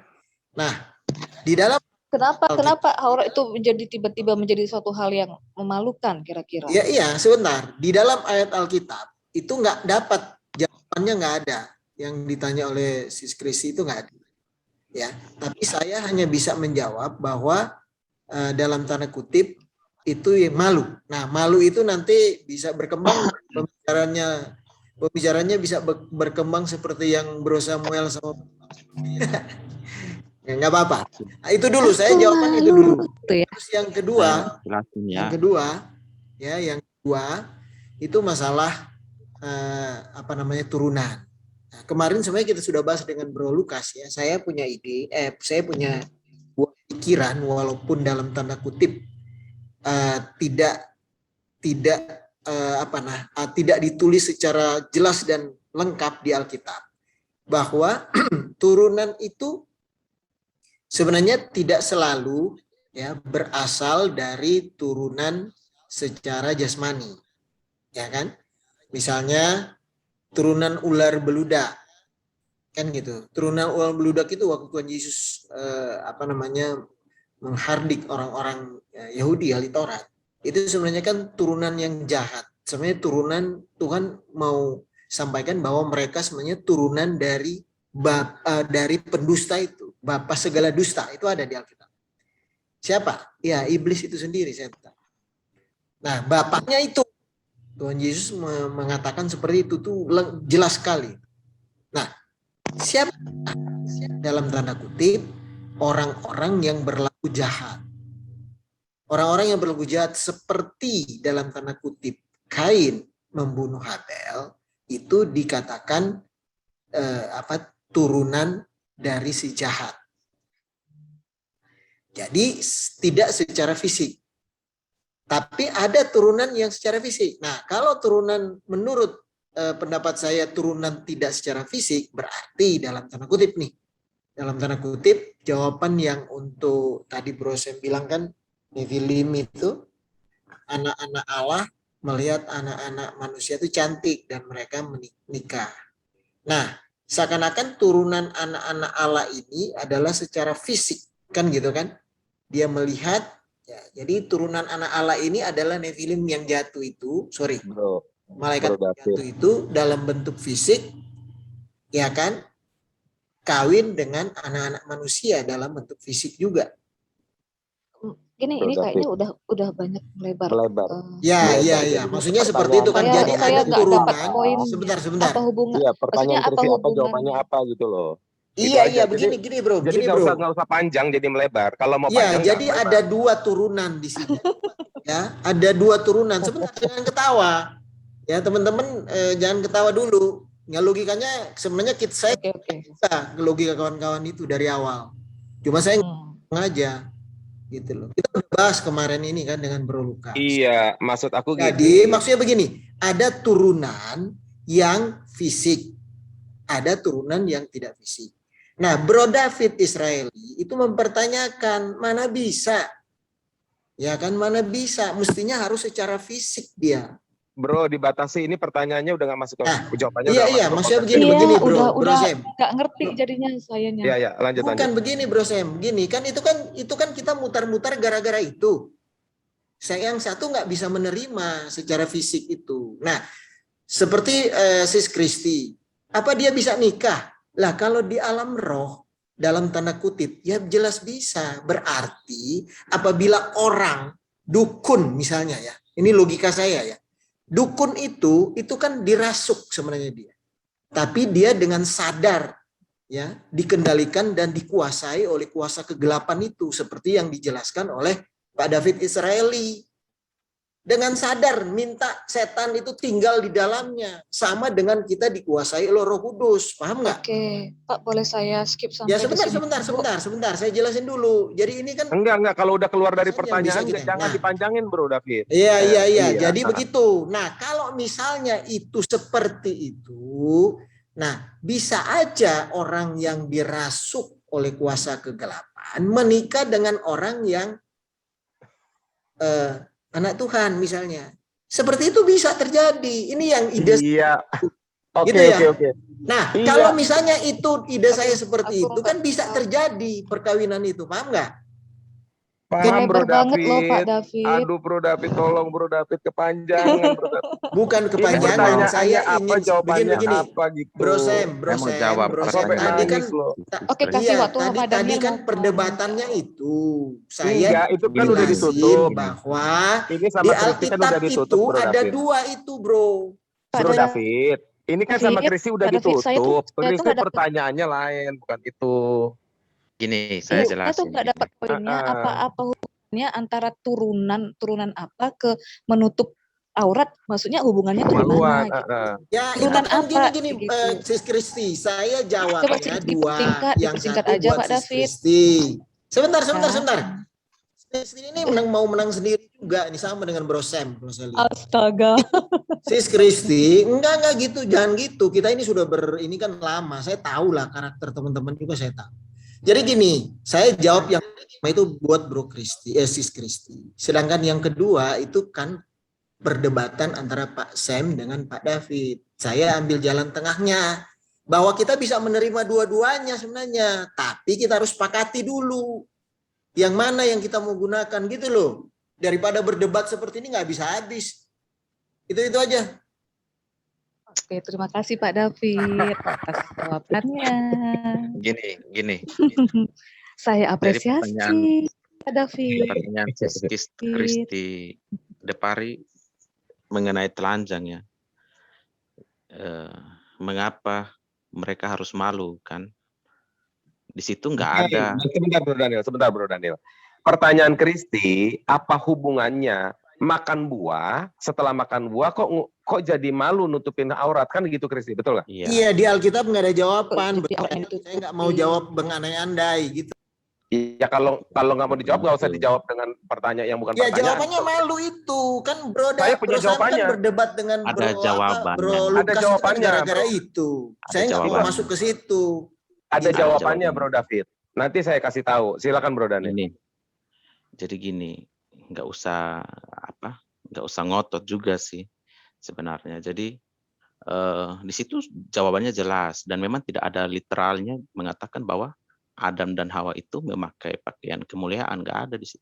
Di situ dikatakan jelas mereka itu telanjang tapi tidak malu. Nah, Artinya itu apa? jawabannya. Itu jawabannya. Lanjut. Artinya apa? Mereka itu belum punya pengetahuan akan hal itu. Yes. Nah, ketika memakan buah pengetahuan baik dan jahat, itulah baru ada pengetahuan itu masuk. Mereka miliki. Mereka mengetahui malu telanjang itu malu. sebagai sesuatu yang tidak baik. Artinya ini malu. Sesuatu yang malu itu berarti tidak baik. Nah, ini berbicara tentang buah pengetahuan baik dan Tentang tahu doang sebenarnya. Tentang tahu ya, atau baik tidak dan tahu. tidak kan? Iya. Jadi ini berbicara tentang pengetahuan sebenarnya. Jadi ini bukan berandai-andai ini. Sekarang Bro Daniel, logikanya harus. Gue tanya sama Daniel, sama Kristi, sama David nih, sama semuanya nih. Kalau lu punya anak dari kecil nggak dididik bahwa telanjang tuh malu, kira-kira sampai gede dia telanjang nggak? Iya. Contoh sederhananya aja binatang, Bang. Binatang Contohnya dia nggak orang-orang- tahu kalau contohnya dia orang Papua. telanjang. Karena dia nggak punya pengetahuan itu. Contohnya di Papua, Bro. Iya, betul. Mereka kan betul itu. Contohnya di Bukan Papua kita mau pakai rasis koteka, ya. bijinya kelihatan ya. Di Papua bukan kan kita mau itunya rasis. ditutupin pakai koteka, bijinya kan kelihatan. Terus yang perempuan kan toketnya nggak pakai BH. Mereka nggak Iya. malu tuh, gitu. Karena sudah, iya kan mereka Karena tidak tidak diberitahu, tidak diajarkan diberitahu. gitu. Nah, Itu gitu. aja jawabannya, simpel. lebih kesederhananya. Jadi Aku- ini adalah suatu pengetahuan gitu. Iya. Oke, makanya gini, saya tanggapi dikit ya. Menurut saya nggak selalu Iya, iya. benar nih. Saya tanggapi dikit lah, gini. Jangan dianggap bahwa pengetahuan itu yang menyebabkan dia malu, nggak juga. Fakta. Loh, gimana Itu literalnya? di luar Pak? Alkitab dong. Ini sebentar. Teman-teman paham nggak mengenai suatu kebiasaan? Ya, yang jahat itu bisa dianggap baik karena kebiasaan. Itu bukan pengetahuan. Jadi jangan dianggap jadi gini, datanya nggak lengkap menurut saya. Ya, Pak, itu literalnya Itu pakai ada, data Pak. psikologis ya. Loh, Data nggak bisa bro, psikologis, kita di sini silakan. bicara Alkitab, Jadi gini, Bro David. Jadi gini, rasa malu itu menurut saya Tunggu. Saya mau bukan dengar, aku mau melulu dengar jawaban Pak karena David dulu. pengetahuan. Itulah teman-teman ya. Hmm. Bukan, makanya coba data psikologis lah kalau mau pakai logika. Silakan aja. Karena Bro David, begini ya, ini Tahu saya kasih kita tahu sama Bro tinggalkan David ya. pakai data Alkitab. Gini, Pak. Bro David. Gini, saya Jadi jelaskan. enak. Sebentar Bro Daniel, sebentar Bang Bro Daniel. Sebentar. Ini saya buka cakrawala Suara saya berpikir. dengar nggak? Tapi itu mungkin bisa juga ya. Gini, aku tampung Sebentar, juga. sebentar Bisa teman-teman. saja Kita kembali, pengetahuan tapi ada kebiasaan gitu. sebentar teman-teman, kita kembali pakai hukumnya sih yang kita buat di Friends Talking ini. Kita ini bicara Alkitab, data Alkitab. Nah, kalau Bro David mengambil data dari luar atau cara pemikiran luar, itu nanti jadi esegese, bukan eksegese. Ya, bukan kita tidak Bro Sam, dari tadi saya lihat yang data yang dipakai itu nggak dari Alkitab. Tanya Bro. bukan, ini kita bahas Itu. yang soal ini, nggak usah kemana-mana. Iya, Jadi kan tadi gitu, campur. Makanya menurut saya disepakati dulu lah. Loh, Gitu. Kalau sekarang begini. Kalau saya itu kan bilang dari awal, Hajar. saya pakai Alkitab. Gini, Tapi tadi nggak Bro usah, David bilang kan soal gitu. telanjang ini datanya nggak dari Alkitab. Nah, sekarang saya ambil dari Alkitab sesuai dengan setuju dengan Daniel Ya udah, tadi. silakan. Yang Nah. penting ada dasarnya gitu. Nah, itu kan di Kejadian 2 ayat 25 di layar udah lihat belum? Sudahlah, sudah Nah. lanjut. Sudah lihat ya, itu kronologi Kejadian 2:25 itu urutannya itu sebelum makan buah. Jadi mereka keduanya telanjang, manusia dan istrinya itu, tetapi mereka tidak merasa malu. Maka sesuai dengan penalaran logis, seharusnya merasa malu. Itu aja simpel. Seharusnya merasa malu. Kalau kita memakai cara berpikir dua arah, pembuktian terbalik dari kalimat itu. Tetapi mereka baru tahu itu adalah malu, telanjang, ketika makan buah pengetahuan. Jadi tadinya nggak tahu, jadi tahu. Itu aja literalnya. Nggak usah Iya. Ada yang lebih ditafsir-tafsir. simpel lagi nih. Ada yang Dan lebih saya simpel tambahkan lagi. ya. Ini Oke, silakan sebentar. Pak Lukas. Iya, Kalau lebih Lukas ini, simpel taruh lagi. jujur aja Pak Lukas. Yuk, lanjut. Ya, sekarang gini. Antara suami dengan istri, mereka telanjang, mereka malu nggak? Enggak. Nah, ya itu dia. Iya. Bisa juga Tapi malu. kan mungkin waktu itu kan belum kenalan, Pak. Kalau sebelum Bisa jadi juga suami istri, sebelum jadi suami istri, mereka kan tidak malu. Tapi setelah mereka jadi suami istri, mereka menganggap itu tidak melanggar sesuatu apapun gitu. Pak Lukas Ini gini enggak. aja ya. Pak Lukas gini aja. Anda laki-laki, saya laki-laki, ya. Kalau dia kawin, pacarannya udah 5 tahun, nggak malu lagi, Pak. Tapi kalau dia dijodohin model orang Batak, Pak, baru 2 minggu kalian kujodohin ya, habis itu kawin. Malu dia, Pak, telanjang, Pak. Nah, Aku komentar ya. Sebentar Bro Daniel, ini komentar baru ya. Bagus, Tadi, Bro. tadi Bro Lukas tadi menambahkan sih ayat-ayat yang berusaha Daniel yang berusaha sampaikan kan seperti itu 3 ayat ya. Jadi bahasa bebas dulu supaya aku bisa menyampaikan ide. Di dalam timeline sebelum pemberontakan itu manusia itu bergaul dengan Tuhan secara langsung karena mereka heterogen sama seperti Allah dengan para malaikatnya di surga. Karena mereka heterogen artinya dosa tidak ada. Oke, seperti itulah suami istri yang disebutkan oleh Pak Lukas tadi. Kenapa tidak malu? Karena heterogen. Bukan heterogen, aku koreksi ya. Karena homogen. Adam dan Tuhan bergaul karena mereka homogen. Kenapa homogen? Tidak ada dosa di dalam Adam. Malaikat dengan Tuhan di surga juga homogen. Tidak ada dosa di situ. Demikian juga disebutkan Pak Lukas tadi, suami istri. Mereka homogen, artinya satu tekad, satu tujuan, satu rasa, dan sebagainya. Itu bahasa bebas.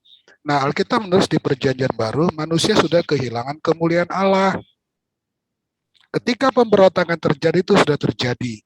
Sehingga posisinya adalah mereka berubah menjadi hetero. Ada Allah yang suci, dan ada Adam dan Hawa yang sudah berubah, berbeda.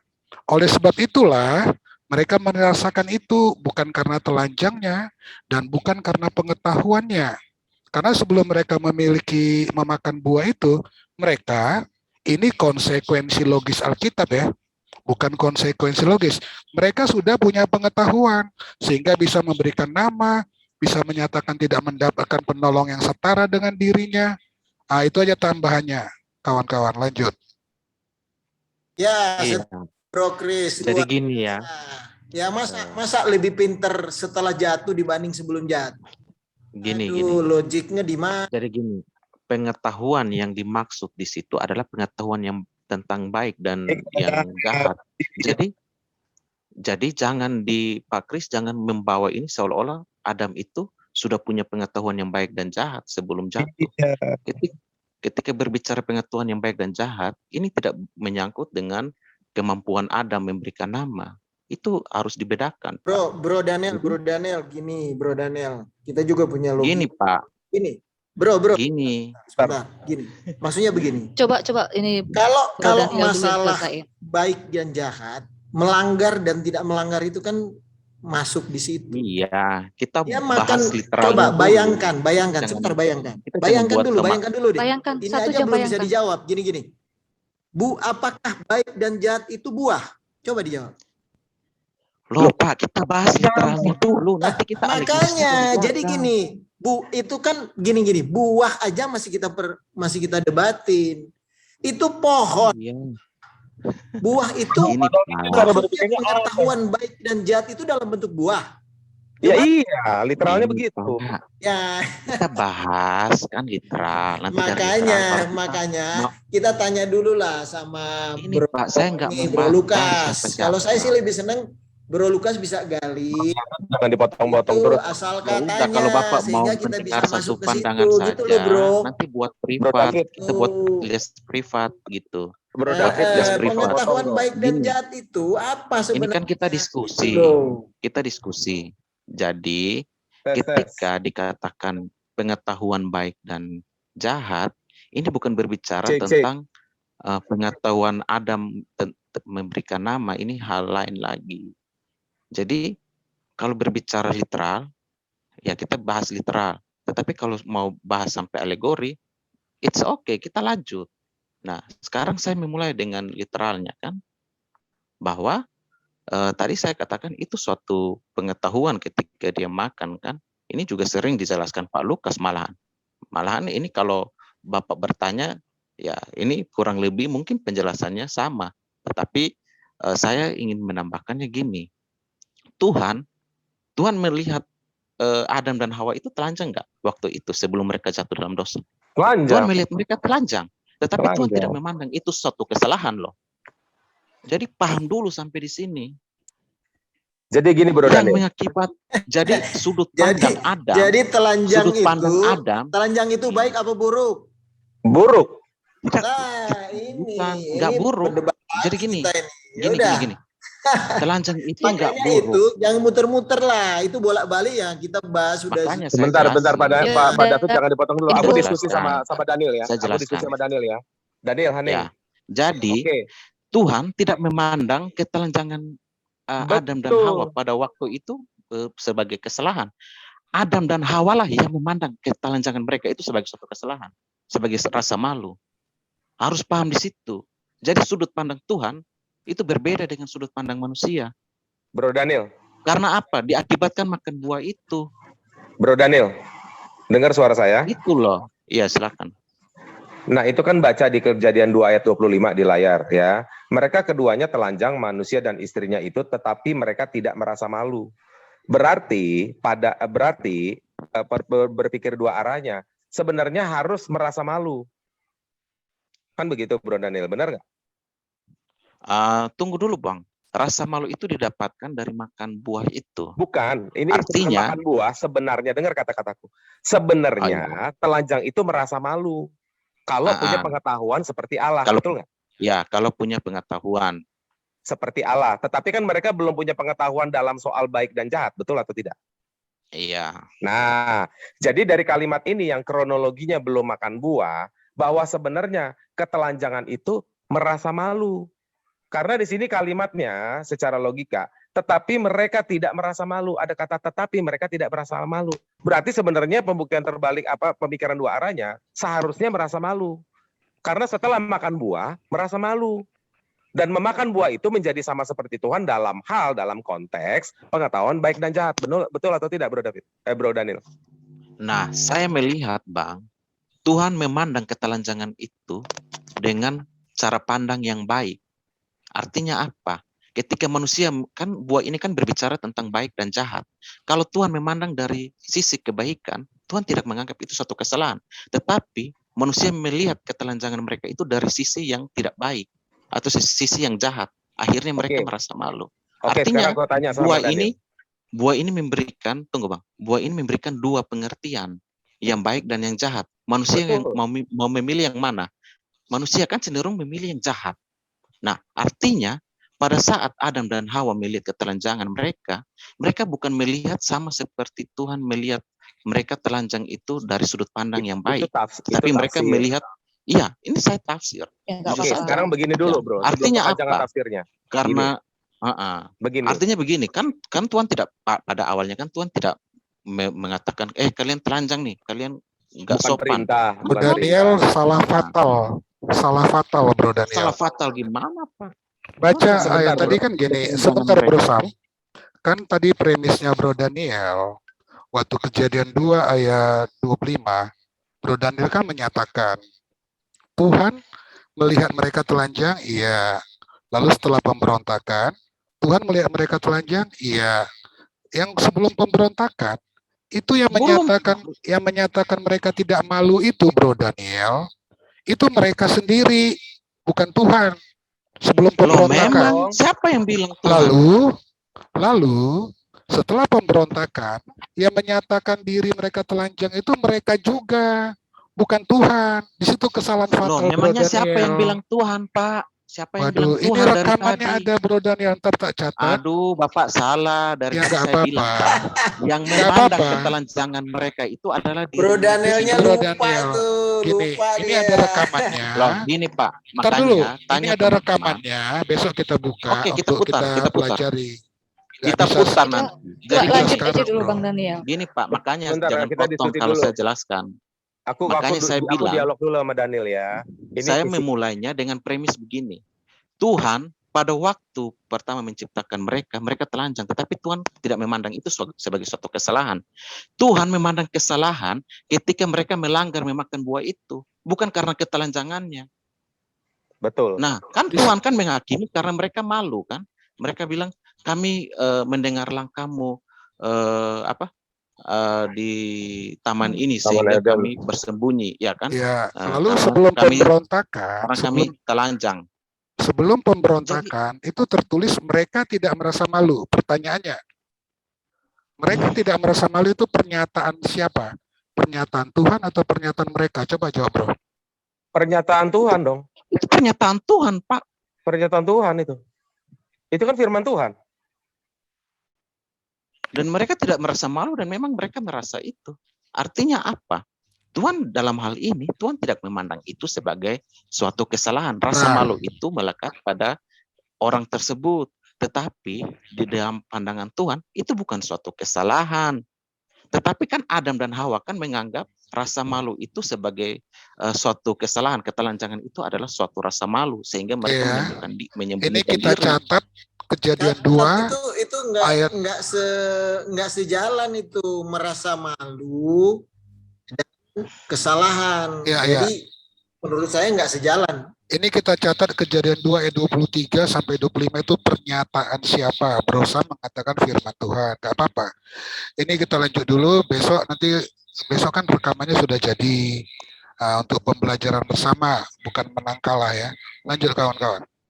Iya, jadi begini, saya harus mengulangi narasi saya. Coba dengar baik-baik, supaya jangan ngotot aja nih. Saya bukan mau hebat-hebatan juga di sini, ya. Buat apa buang-buang waktu juga toh sampai malam begini. Artinya begini, ketika saya bilang Adam dan Hawa itu Tuhan menciptakan mereka sendiri. Tuhan menciptakan mereka telanjang, tetapi Tuhan tidak memandang itu sebagai suatu kesalahan. Dan Adam pun merasa itu bukan hal yang malu bagi mereka, karena mereka belum punya pengetahuan itu. Nanti setelah mereka makan buah pengetahuan, mereka mendapatkan pengetahuan, barulah mereka tahu bahwa mereka telanjang, dan itu akhirnya membuat mereka merasa malu. Nah, rasa malu ini membuat mereka bersembunyi dari Tuhan. Tetapi kan Tuhan mencari mereka. Tuhan menganggap bahwa ketelanjanganmu itu bukan suatu hal yang harus dipersoalkan. Tetapi kan manusia menjawab bahwa jangan ditambah narasi di luar ayat, bro. Nggak boleh, bro. Jangan ditambah narasi ini di luar ayat. Ini saya menambahkan dalam rangka menjelaskan. Bukan dalam rangka begitu, nggak boleh ayat. Bukan begitu. Bukan. Dalam rangka menjelaskan saya kasih masukan dikit ya. Ini kan liar banget kita. Contoh. Bro David, kalau kasih masukan dikit jangan kepanjangan, Bro David. Iya, enggak. Contohnya gini, teman-teman. Timer. Iya, timer tapi jalanin. Saya masih ada mau bertanya. Begini. Sian si Kristi loh. Ini masalah pemberontakan ya. Jadi pemberontakan melanggar dari aturan, itu larangan. Pada saat melanggar, dia mengetahui, berarti pengetahuan baik dan jahat itu akibat pelanggaran. Itu kan nggak sejalan juga. Nggak bisa begitu, teman-teman tuh banyak loh yang liar kita ini. Coba silakan dijelasin. Ya emang mereka tahunya setelah makan, Pak David. Gimana sih? Iya, jadi gini, pelanggaran iya. seakan-akan pelanggaran itu, ya kan? Pelanggaran yang mereka lakukan, pengetahuan baik dan jahat itu muncul setelah mereka melakukan pelanggaran. Betul itu. Hasil dari pelanggaran itu justru mengetahui baik dan jahat. Makanya coba dijelaskan. Aduh, Bro David, bukan begitu premisnya. Iya, faktanya begitu, Bro.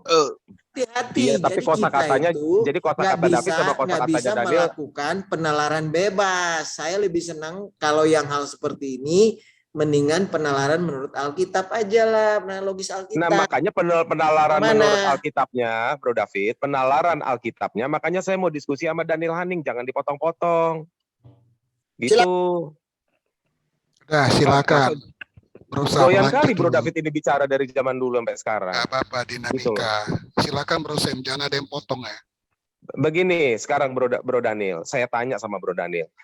Menurut penglihatan para tokoh Alkitab, kalau melihat Yehova berkain lenan putih, terus Gabriel semuanya, mereka pakai baju nggak?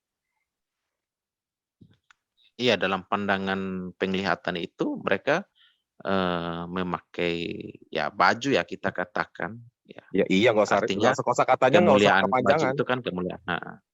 Kosakatanya nggak usah kepanjangan. Iya. Kenapa mau panjang sih? Gitu. Samuel. Itu seni dalam berbicara. Bro Sam, itu Ben Afram protes itu. Tanah ini kita punya kami loh, nggak boleh katanya. Itu Ben Afram. Iya, oke. Siapa? Jadi gini Bro Daniel ya, ini kita orang yang sepakat nih, gua sama Daniel nih berdiskusi, sebenarnya nggak fair, ya nggak adil buat teman-teman yang nggak sepakat. Nah, jadi gini Bro Daniel, kan Tuhan itu kan berpakaian dan para malaikatnya, betul nggak? Iya. Tidak pernah disaksikan, mendasar penglihatan di Samayim tuh mereka telanjang tuh nggak pernah, betul ya? Iya dong. Iya dong. Nah. Jadi sebenarnya ketelanjangan itu masuk kategori baik atau nggak baik? Kalau berbicara ini ya, konteks Adam sebelum jatuh itu kita nggak bicara belum konteks bisa Adam. Didefinisikan. Bukan. Aku bicara general, Bro Daniel. Aku bicara general. Baik. Kalau ketelanjangan itu ya memang tidak baik ya, konotasi negatif. Ini cukup menarik loh. Menurut aku ini agak baru karena kita sampai pembahasan Tuhan dan malaikat semua itu seperti berjubah ya. Jadi mungkin ini ada hubungannya karena kan dengan Kristi kan kuundang nggak masuk Kristi. Ini kan pembahasannya udah lama aku bahas ini. Aku bahas ini udah dari tahun 98. Coba dilanjutkan. Gitu. Nah, belum ada internet waktu aku bahas ini. Nah sekarang begini Bro Daniel. Berarti nggak usah Bro Daniel kalau jawab nggak usah kepanjangan Bro Daniel. Kalau saya tanya malaikat-malaikat dan Tuhan di sana selalu berpakaian, sekarang telanjang itu masuk konotasi baik apa buruk? Coba. Buruk. Buruk kan? Nah, sekarang di ayat yang tadi dikatakan, gue sampai mau ngeden gue ngejelasin. Kejadian 2 ayat 25, mereka keduanya telanjang manusia dan istrinya, tetapi mereka tidak merasa malu. Sebenarnya ketelanjangan harus malu. Karena pengetahuan buah itu menyatakan setelah makan telanjang adalah malu. Betul nggak? Betul. Itu saja simple, Kristi. Ya, jadi gini, ini juga aku mau bertanya lagi. Kalau misalnya tuh Adam itu adalah gambaran Allah. Tanya ke siapa nih? Maksudnya ke semua lah gitu. Adam itu diciptakan segambar dengan Allah, serupa dari segambar selam demut gitu ya. Lalu kenapa Allah menciptakan mereka tuh harus telanjang? Kalau itu emang nanti begini, segambar di situ udah aku jelaskan berkali-kali adalah shape-nya. Ada tangannya, ada hidungnya, nggak ada belalainya, nggak ada gadingnya. Shape, kita bicara shape di situ. Karena kenapa? Tuhan membentuk mereka dari tanah. Ini bicara desain. Bukan bicara ability, bukan bicara sifat-sifat keilahian, tidak. Tapi shape, desain. Dan ini disetujui oleh pandangan orang Yahudi juga begitu. Itu aja.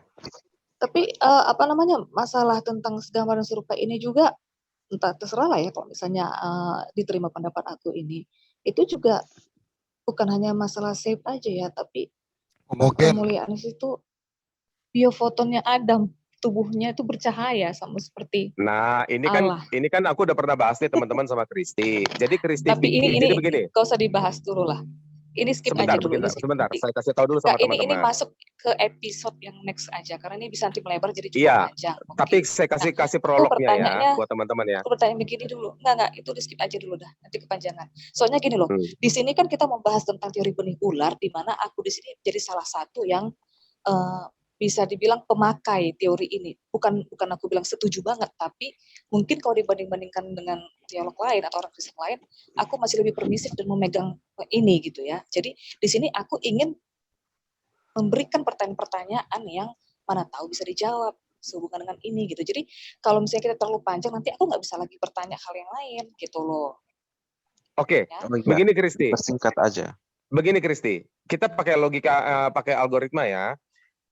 Kristi tadi bilang, aku ingin bertanya dan pertanyaan-pertanyaan itu bisa dijawab, benar atau tidak? Aku juga nggak menuntut kali sih, kalau memang bisa ya. Bukan soal menuntutnya, kamu tadi berkata seperti itu benar atau tidak? Benar. Kristi. Kalau Pak Kris yang jawab sih. Aku bilang begitu ya? Ya iya dong, tadi kamu bilang. Supaya pertanyaan-pertanyaanku bisa dijawab, betul atau tidak kamu berkata seperti itu. Ini banyak saksi di sini. Oke, anggap. Oh iya. Kok anggaplah betul? Ya memang begitu, ada rekamannya. Nah sekarang. Masalah bisa menjawab. Bisa aja dijawab, masalah memuaskan itu belum tentu kan? Enggak, kita nggak masuk konteks memuaskannya, enggak. Kita nggak masuk konteks itu. Ya dari tadi aku udah mendapatkan banyak jawaban. Nah, masalah aku puas atau enggak itu kan kembali kepadaku gitu. Aku nggak bicara puas atau tidak. Semua udah menjawab. Sekarang masalahnya begini. Sekarang bisakah buku A, terus ketika kita membaca buku A, Kristi mengambil pertanyaan dari buku B, jawabannya harus dari buku A, bisa nggak?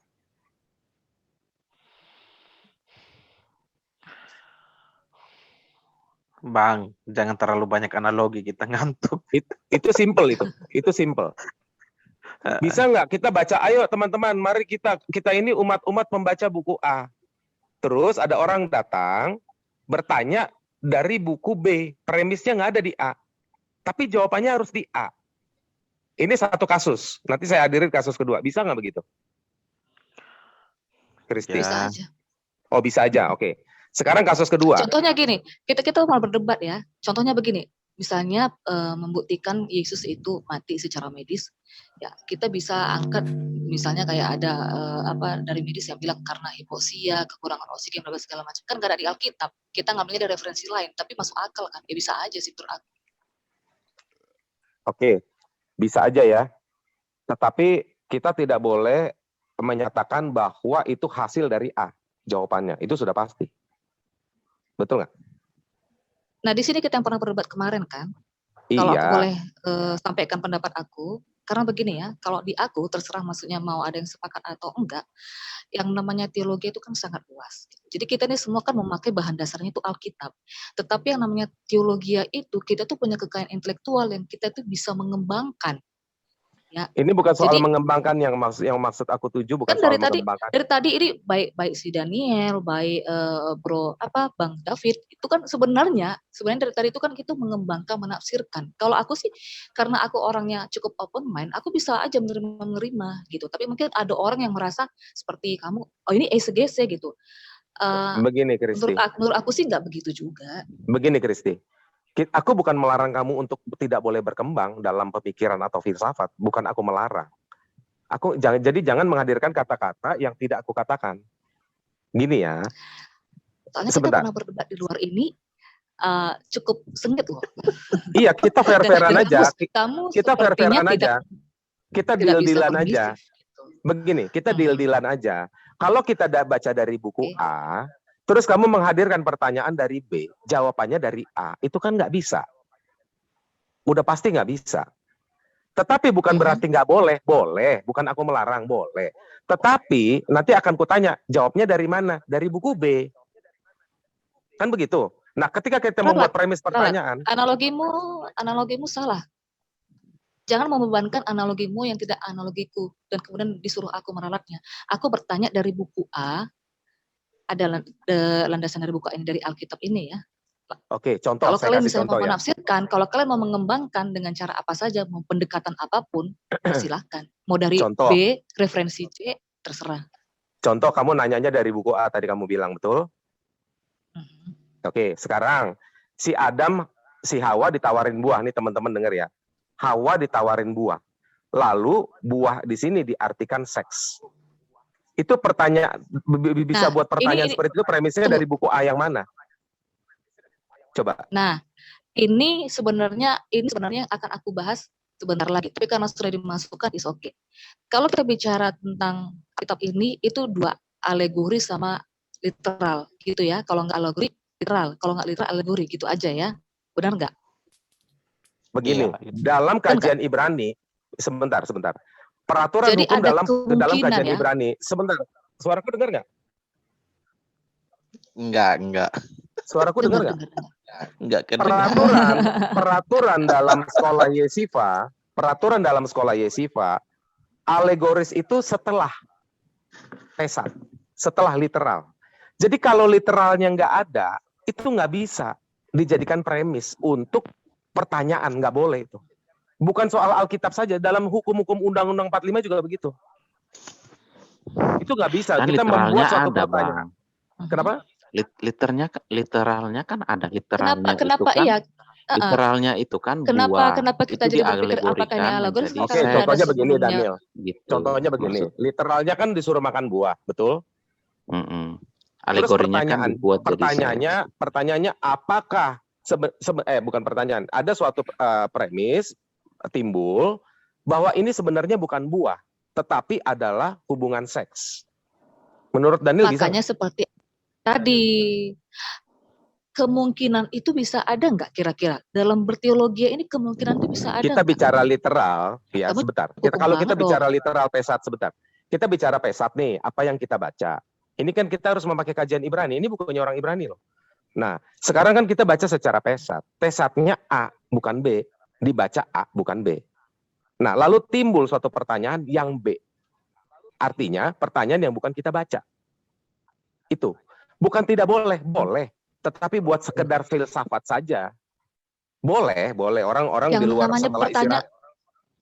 Boleh. Bukan nggak boleh. Yang namanya kita ada pertanyaan itu kan karena ada duluan bahannya. Benar nggak? Betul. Tetapi kan literalnya tidak tertulis seperti itu. Nggak mungkin Alkitab. Loh, sekarang begini, literalnya begini. Apa namanya tadi, ketika Adam dan Hawa makan buah itu mereka menutup aurat. Kan ada bahannya kan yang mau kita perbincangkan. Kemudian kan ada pertanyaan. Kalau itu linier. Tetapi kalau pertanyaannya tadi soal makan buah tetapi ditawarin seks, itu nggak linier. Jadi begini maksudnya, ibaratnya begini ya. Oke, sekarang kita coba ibaratnya begini, Kristi, sebentar.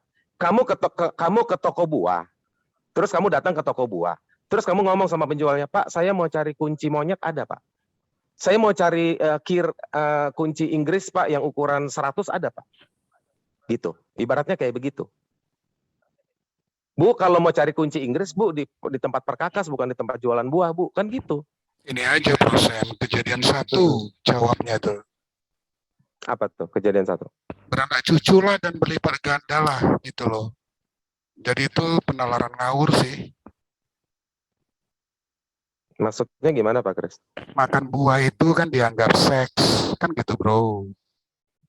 Ya kan? Di kejadian 1 sudah jelas tuh perintah beranak cucu itu sudah menggugurkan penalaran bebas tadi gitu loh. Sekarang begini Pak, yang saya larikan begini Pak. Sudah gugur itu bro, iya betul. Masalahnya begini Pak, kan bukan lari ke sana, nggak nyambung loh Pak. Jadi kan begini, Tuhan kan bilang semua buah dalam taman ini boleh kamu makan, betul nggak Pak? Betul, tapi kan pertanyaan Kristi, makan buah itu adalah seks gitu loh Bro Sam. Sebentar dulu Pak, jangan dipotong dulu Pak Kris. Sebentar dulu. Ini masuk ke pertanyaanku di pasal 3 ayat 6. Kalau kita mau langsung masuk boleh. Sebentar, logikanya begini. Pak Kris dengar ya Pak Kris. Semua buah dalam taman ini boleh kamu makan, betul nggak teman-teman? Iya, tertulisnya begitu. Terus buah yang ditawarin sama yang urusannya sama setan adalah seks, kan begitu tuduhannya. Nah maka dengan premis yang sama, dengan tuduhan yang sama, maka ketika Tuhan berkata semua buah yang ada di taman ini boleh kamu makan, itu harus dirubah.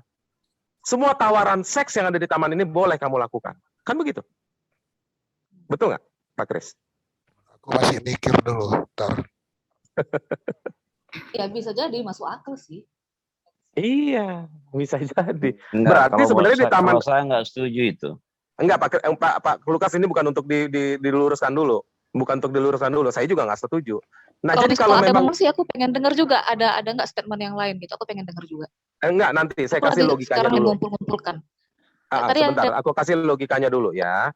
Kalau dasarnya yang urusan sama ular itu adalah seks, maka ketika Tuhan bilang semua buah boleh dimakan di taman ini, artinya juga seks, harus, nggak boleh standar ganda, kan begitu? Nggak bisa gitu artinya loh, iya dong, logikanya kan begitu. Kan sudah dijelaskan pokok yang di tengah, bro, itu menyamaratakan semua pokok yang ada di taman itu sudah. Loh kan premisnya makan buah yang ditawarkan lanjut, itu adalah seks. Aku pengen dengar Pak Kris. Coba lanjut Pak Kris. Sebentar, aku selesaikan dulu titiknya. Ya, jadi dengan begitu di taman itu bukan konteks makan, tetapi melakukan hubungan seks. Itu aja, silakan lanjut teman. Jadi gini, kita tuh kalau membaca satu ayat, kalau bisa jangan dipenggal terkait pertanyaan gitu loh. Tadi makan buah itu buah yang mana? Apakah dari buah setiap pohon yang ada di seluruh taman? Dengar ya Pak Kris. Ya, kalau kita nggak ambil premisnya Kristi, sebentar dulu. Kalau kita nggak ambil premisnya Kristi, maka konteks makan buah yang di tengah adalah juga sama makan buah yang di seluruh taman. Oh, maka itu premis itu harus dipakai. Tidak literal, Pak bro. Kris, loh, kan begitu Pak. Sekarang gini, Bro Sam. Buah itu dari buah pokok yang mana, Bro Sam? Apakah dari bukan soal buah pokoknya, Pak. Sekarang kan kata kerja di situ makan, betul nggak? Iya, tapi Bro lupa sumbernya dari mana, pokok yang mana. Saya nggak bicara sumbernya, saya nggak bicara Alkitab sumbernya. berbicara sumber. Bro menafikan saya nggak bicara itu. sumber buahnya, saya bicara kata kerja yang sama yang dipakai. Iya. Buah di seluruh Taman Eden boleh kamu makan, kecuali buah yang di situ jangan kamu makan. Kita ambil kata kesamaan kata kerjanya makan. Baik Berarti tidak itu atau boleh makan. Exegesis, Pak Sam, exegesis. Nggak nyambung. Iya. Ya udah, itu bukan, justru saya eksegese, bukan exegesis. Karena konteks dalam ayat itu adalah makan, bukan seks. Kalau seks maka exegese. konteksnya itu kalau kita belajar eksegesis kan itu menggali bukan hanya kata tapi nih si Branham ini ikut Ku Klux Klan. Kita lihat buahnya Ku Klux Klan